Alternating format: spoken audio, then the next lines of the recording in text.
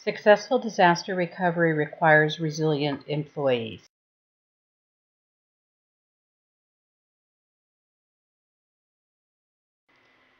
Our disaster plans are designed to help the business recover, but if the employees that support the plan aren't resilient, there's a problem.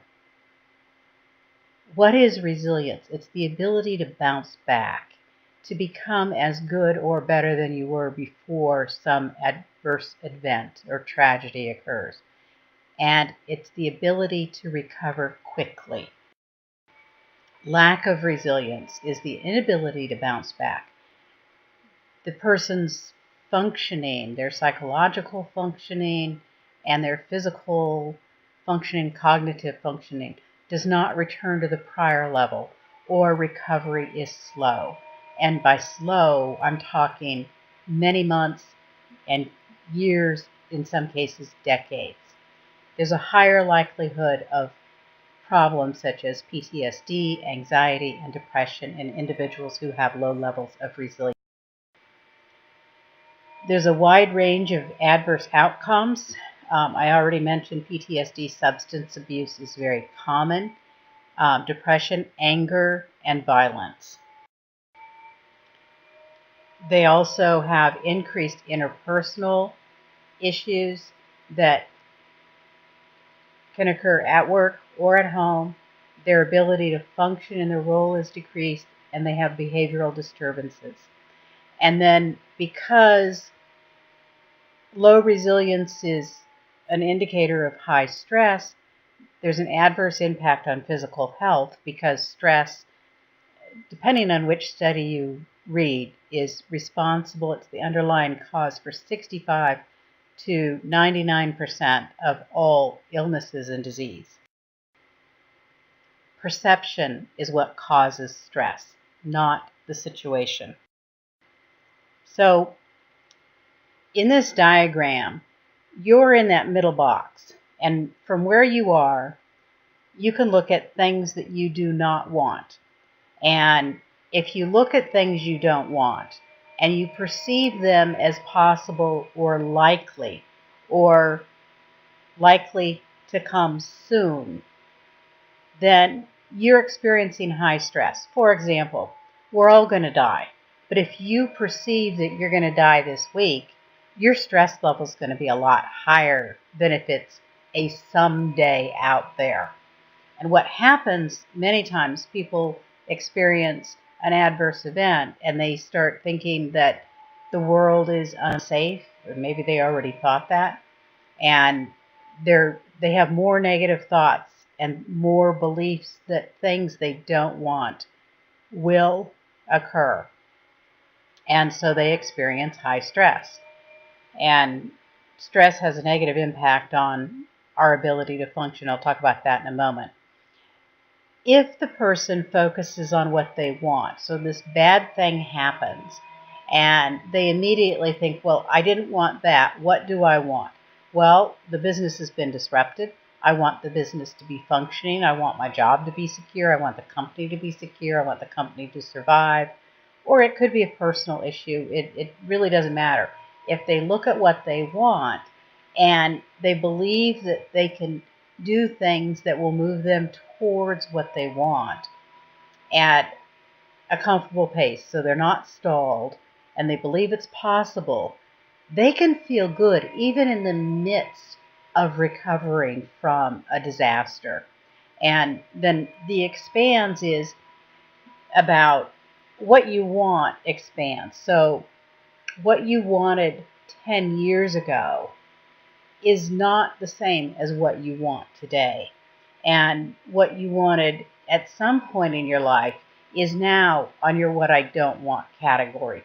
For example, when I was 18, I moved out to this small one-bedroom apartment in downtown Sacramento. It had a dark galley kitchen, no dishwasher.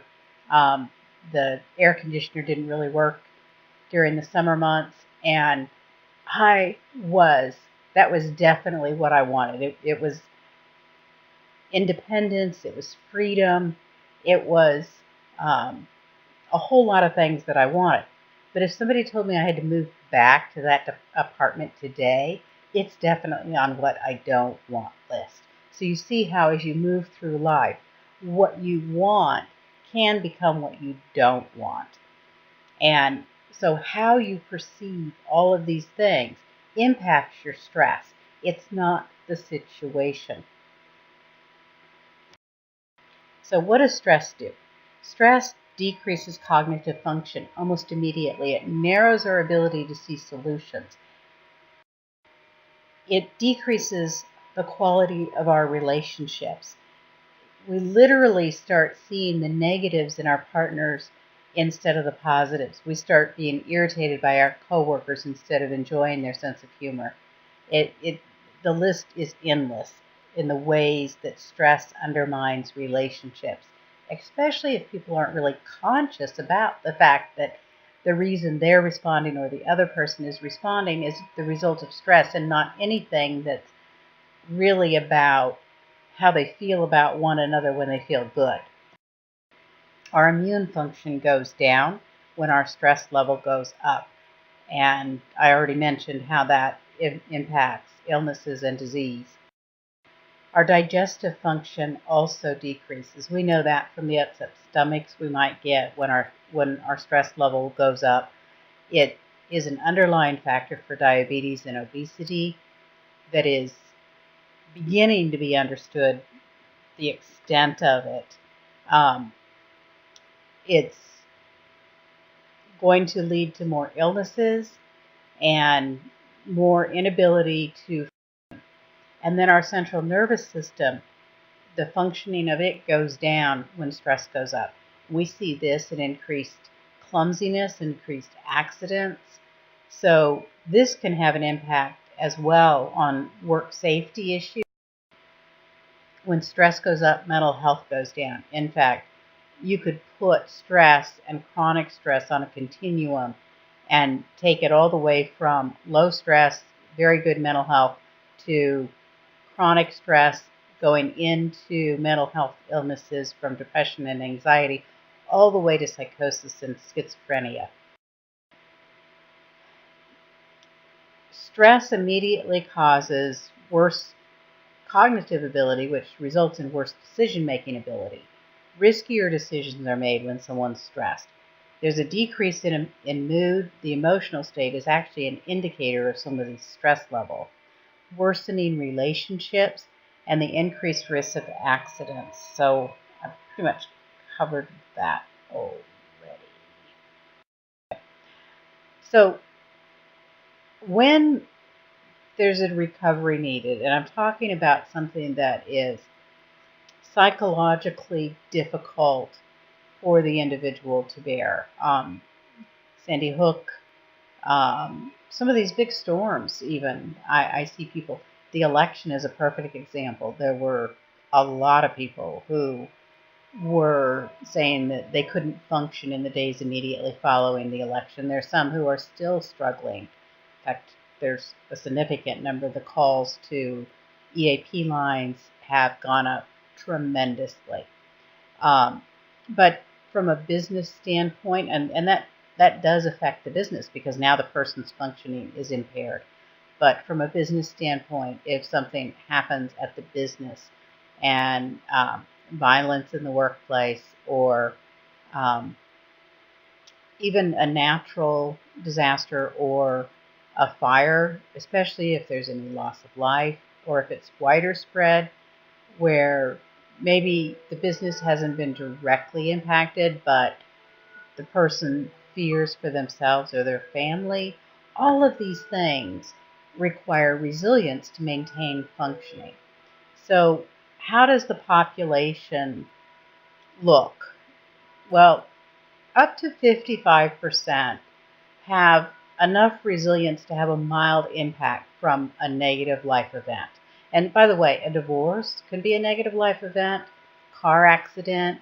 There's a lot of different things that are negative life events that will impact people's ability to function that are not disaster recovery, but they impact the business's ability to continue functioning. 15 to 35% have lower resilience, but within 2 years they're back at their baseline. 5 to 10% have moderate, but over time, because of their habits of thought, the impact worsens. And then 10 to 30% have severe and chronic problems following adversity. Like on a chart. Well, you've got the people with the mild here, and at 2 years, they're actually really back to pretty good functioning by 6 months. And then you've got the moderates who recover, and their recovery after 18 months, most of them are doing okay, but that's a long time. And then you have the ones that are moderate, but it gets worse because the way they process information. And at 1 year, they're getting worse. And you might not even associate increased problems from their performance with something that occurred because of the delay. And then you have the individuals where it just really knocks them down when that traumatic event occurs, and they never really regain functioning. Now, that's not to say that they couldn't. PTSD can be cured. Depression and anxiety are highly curable. There's even there's some research where people who have developed schizophrenia, which an acute trauma can trigger, have actually recovered. Most don't currently, but I'm really hopeful because we've got some research that shows that it is possible to recover and completely off meds for a decade now in one individual's case, and highly functioning, has obtained advanced degrees. So, but right now, with the way things work out, this is a decade ago, but this is how the structure looks. So a key point is that in mild disruptions, even resilient individuals can suffer from a spike in distress. You may see more coworker animosity or incivility. They may they may need more sleep. They may not be able to concentrate as well. They really need to be cognizant when they're making decisions that they're not using their best possible brain, because the cognitive ability is down. And they need to take extra care to provide their body the nutrition and sleep that they need. And they're functioning, but it's harder to function at the same level or near the same level. So it's taking more of their resources. And by the end of the day, this is not the time to work long hours, because by the end of the day, their resources get depleted. There's a self-control energy that we exert that requires that a situation like this requires. So let's say that they're just not in a good mood because of this thing that's happened that's bothering them, and they can't lash out at their coworkers or their employees or their bosses. So they have to control those impulses that come because they're in that lower emotional state. By the end of the day, that you can think of it like a muscle, it's exhausted. So the likelihood of them doing or saying something that's going to have further adverse consequences increases. And so just an awareness of this and of managing it, of recognizing when you're just, we call it the end of the rope. We're at the end of the rope when we just don't have any more of that self-control muscle left to use that day. Knowing, take a break, do something to recenter. And there's a lot of different processes that can be used, but this is about what happens, not how to do that. So, are you resilient? Self-testing is okay. I'm not going to take the time to go through the test during the talk. I've given everybody a handout where they can do that. And testing your own resilience is okay. There's nothing wrong. You can do that. But issues if you want to test your employees. Resilience it falls under a personality, mental ability, and never as the organization do those tests yourselves. Always do them, have a third party do them, and they should make sure that they meet all the equal opportunity employment laws, and that they have the ability to prove the validity and the reliability of the tests, because there's the potential for adverse impact on certain protected classes of people. And so you have to be careful not to fall into that trap. And if you're doing it as a pre-hire condition, it has to be done for all applicants for the role, not selectively. And then you need to be sure you're not leaving yourself open to any discrimination or American disability issues. It's to me, it's a minefield to test employees' resilience as a condition of employment or pre-employment, because I haven't seen any tests that easily meet these guidelines. And if challenged, it's just not worth it. It's easier to train people to be more resilient than it is to run through these hurdles.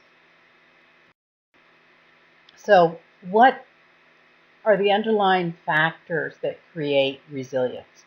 Well, there's optimism, internal locus of control, and healthy self-esteem, according to Barbara Fredrickson, who is a positive psychologist at Chapel Hill.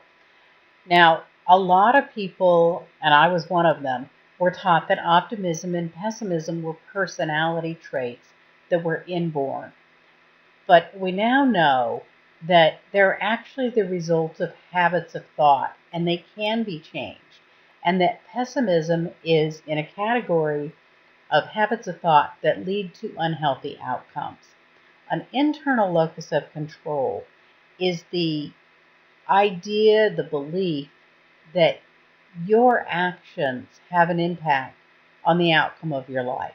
So people who are always blaming someone else, blaming management, blaming the government, blaming their spouse, blaming the kids, blaming their childhood, those folks are reflecting an external locus of control. Unfortunately, an internal locus of control is a root of good mental health, but the trajectory of people who have an increased external locus of control in the general population has been increasing steadily for several decades. And that trajectory is part of the mental illness epidemic that we are currently experiencing. 10% of our population is depressed in any given year. 18% suffer from anxiety every year. 20%, according to a UC Berkeley study that was just released, have anger issues every year. And all of that is preventable. And all of that disrupts the workplace and impairs the ability to recover from a disaster. And then healthy self-esteem is the third leg. Now, that has traditionally been the hardest thing to change. But there's new research about emotions that I'll talk about in a little bit that actually makes it so much easier to help someone develop healthier self-esteem. George Bonanno at Columbia says that psychological flexibility, connection with others, and positive core self-evaluations are at the basis of resilience? Well, psychological flexibility is the ability to perceive different options of looking at a situation and then choosing the one that is the healthiest outlook. So that is, it, it, you have to be aware of what you're thinking and why you're thinking, metacognition, and then reappraise the situation. So that chart earlier where somebody's looking at what they don't want and what they do want, somebody with psychological flexibility will look at might look at what they don't want and say, oh, this doesn't feel good. How else could I look at this situation? And then look at, well, that's what I want. What can I do to move towards what I want? Oh, I can do this. And then they feel so much better. Their situation hasn't changed, just their cognitive focus has changed. So that's an example of what psychological flexibility does. And that ties to optimism because if you're doing the shift from looking at what you don't want to what you do want and believing you can have what you do want, it's actually reflecting optimistic tendencies. And then connections with others. Well, longitudinally, looking long term at relationships, people who have optimistic um, outlooks and healthy self esteem have far better relationships with others. So, this connection with others is really a symptom of those underlying things. And then, positive core self evaluations. Core self evaluations are basically self esteem, so same as Dr. Fredrickson, and then self-efficacy, which is the belief that you are competent at what you're doing. And it ties somewhat to an internal locus of control. So they're not too far apart. They're just, George Bonanno is looking more at what I consider higher level factors that are composed of those underlying factors.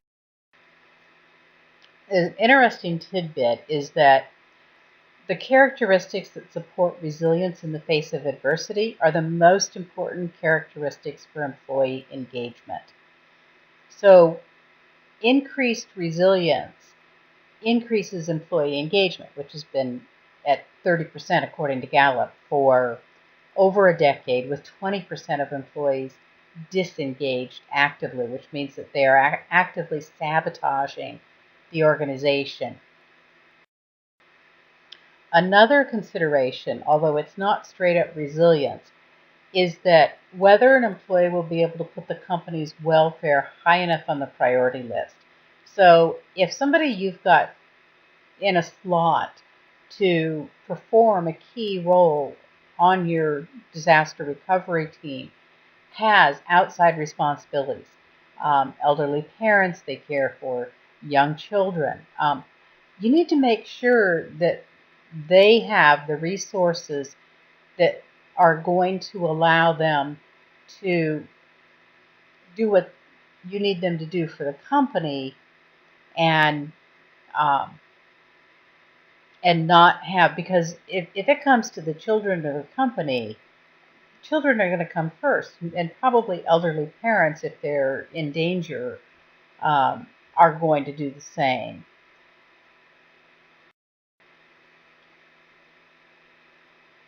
A resilient person is more likely to be able to juggle those priorities and identify viable solutions. But if you help them with that in advance, find out what their outside needs are. Not everybody tells you how much time they're spending taking care of elderly parents. You probably know if they have kids, but be aware. And maybe they're now in a new relationship where they have stepchildren or something like that that you weren't necessarily aware of. So be aware of those. Um, Hiring resilient employees is logical, but it also violates Department of Labor regulations because it has an adverse impact on minority and low-income populations. So it's not really, like I said earlier, it's a landfill, a landmine or a field full of landmines if you try to navigate it that way. Resilience is trainable. The characteristics of resilience are all trainable before or after a traumatic event occurs. Training that occurs even years after an event can improve recovery and functioning. It can cure PTSD. Um, but the time is before a traumatic event because it reduces suffering and increases functioning. And that's really when it's critical for the organization to have high. Resilience begins in the mind. Mental resilience is 98% practice and 2% theory. You can't hire for it unless you prove it's mandatory for the job. And you can't test for it unless you prove it's mandatory for the job. And that has to be mandatory all the time, not mandatory if some unspecified event occurs. It's really difficult to prove that you need that. There's a lot of different books on resilience. I've written a couple of them, and you can have your employees read these, and that's one way to train for resilience. One of the problems is that not everybody learns well from picking up a book, and even if they read it, I can read a book and I can learn it well enough to teach it if I study it. But if I just read it, I'll pick up a tidbit here or there, but it won't be the skills that I really need. Employee resilience training increases their internal locus of control. If they don't have a growth mindset, it will help develop one, which means that their desire and inclination to improve themselves will increase, which is a good trait in employees. It will increase their psychological flexibility, which is something that is being recognized more and more as a key requirement for career success, especially as things are moving faster, jobs are changing, our world changes faster today. You can't, my dad went to work for Ma Bell when he got out of the Navy, and he worked there for 37 years, and then he retired, and he basically had the same job for 37 years. There were some technology changes, but it wasn't significant. It increases social connections, which is good for the organization. The amount of time that's wasted over peer-to-peer conflict and boss-employee conflict in the workplace, and then even from outside relationships, the drama and trauma that comes to work with employees. All of that can be reduced when individuals are more resilient. It improves their core self-evaluations. Core self-evaluations make up 27 to 40%, depending on which study you look at, of the employee engagement. So if you look at the factors that impact employee engagement, an employee's own core self-evaluations account for 27 to 40% of engagement. And, we've talked about the low employee engagement. 30% of employees are engaged, and 100% of them are being paid. 20% of them are actively disengaged and sabotaging the company in some way. And these core self-evaluations can account for up to 40% of whether or not an employee feels engaged and supportive of the organization. That's a bigger impact than the 30% that aren't engaged. They can develop healthy habits of thought and discard unhealthy habits of thought. Healthy habits of thought are habits of thought that lead to better physical, mental, behavioral health, relationships, and success in any endeavor. Unhealthy habits of thought can be identified and corrected before an event. Unhealthy habits of thought include awfulizing or catastrophizing, which is perceiving something as permanent and pervasive when it's an isolated incident. Um, and this is linked to unhealthy mental health outcomes, unhealthy outcomes in success in any endeavor, and in poor relationships. Negative rumination, what is that? That's thinking about things and stewing about them, remembering frequently the bad things that happen. So think about, I don't really want to do this, but the worst day you ever had, was it really were you being tortured by an enemy of the state? And if somebody has, I apologize. But for most people, their worst day, the worst part was 5 or 10 minutes. And then it was, no, I don't want to do that. Okay. Co-rumination, negative co-rumination is when you get together with somebody else and you complain and focus on the problems. Pessimism, I already talked about. Shoulding. I should have done that.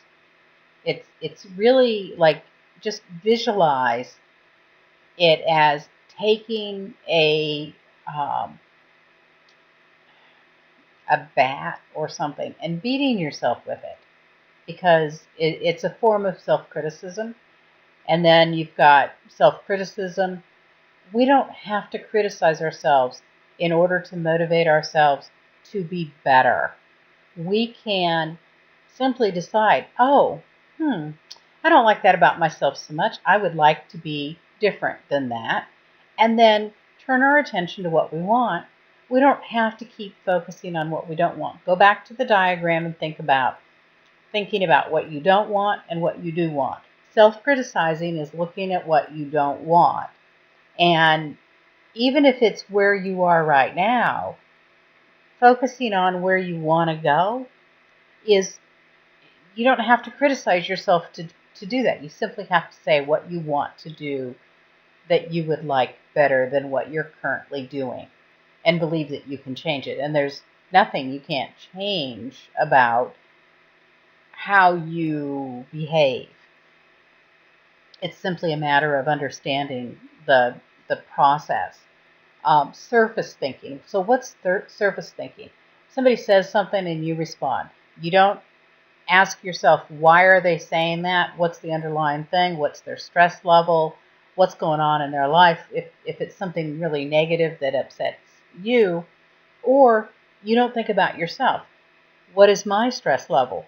Why am I perceiving what they said that way? Am I carrying around baggage that makes me look at this statement or perceive it in a different way than they intended?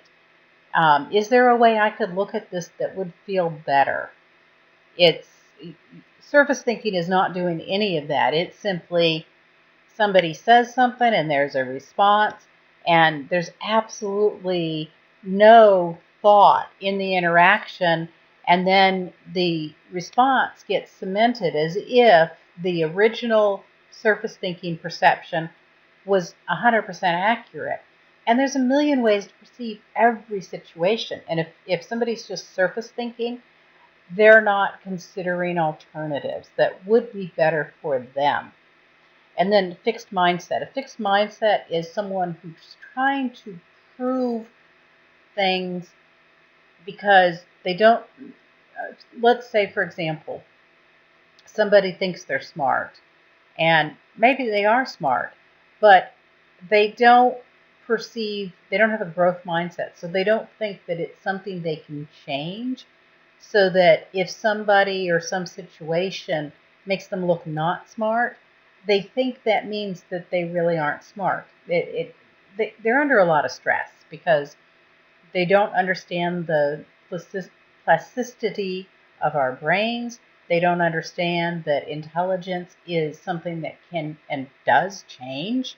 Um, and and they also don't set self-development goals when they have a fixed mindset because they don't think there's anything that they can do to change. And so they, they can be really good C employees. They can be really good, put them in that spot, let them stay there for 30 years and do that job. But problems come into play if things happen and they have to be nimble and they have to change. They're going to struggle. That and learning that it makes you more resilient because it will help you focus on where you want to go, not where you not where you don't want to go. So I'm happy to take any questions you have, and I thank you very much.